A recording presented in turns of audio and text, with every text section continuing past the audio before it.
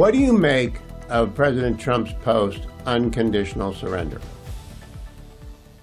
Yeah, I'm not sure what to make of it other than to take it at face value. Because that sounds it could be read a number of ways, which gets me back to I don't really know how to interpret it, right? It could be read as a regime change quote, like we want the mullahs to disappear, or it could just mean give up your nuclear program entirely.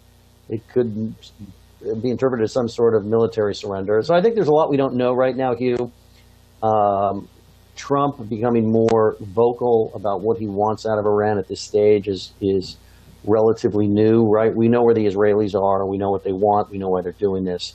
The role the U.S. is going to play going forward, beyond what the role we're already playing, and what the president really wants out of this, I think is something we have yet to learn. David, the post by Noah Pollack is a wonderful guide. He said, the endless war shrieking is nonsense. He went to war with ISIS. He ended it. He killed Soleimani. He didn't escalate. And it's a pattern with Trump, not unlike the Colin Powell doctrine, not unlike the Weinberger doctrine. Overwhelming force, limited objective, achieve the objective, and exit. Do you think that's what he's following? Yeah, that's what George H.W. Bush did with Iraq. Achieved the objective and withdrew, even though some people objected. Look, again, I'm not quite sure what Trump is doing, but in the Middle East, he has a pretty good record of acting boldly, but in a limited way. And particularly, he has a good record of boxing in Iran. That's something he did in his first term.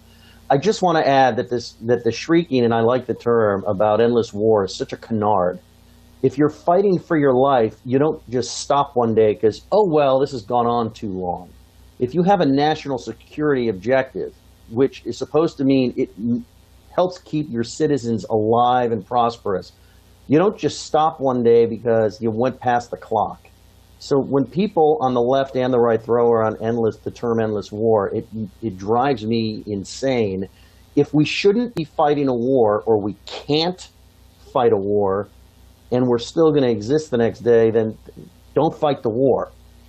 But the idea that there are wars we shouldn't fight simply because it's gone on too long or we've been doing it too long. I understand the domestic political pressures that come because voters don't like that sort of chaos and pressure, and they don't like American soldiers dying, and neither do I.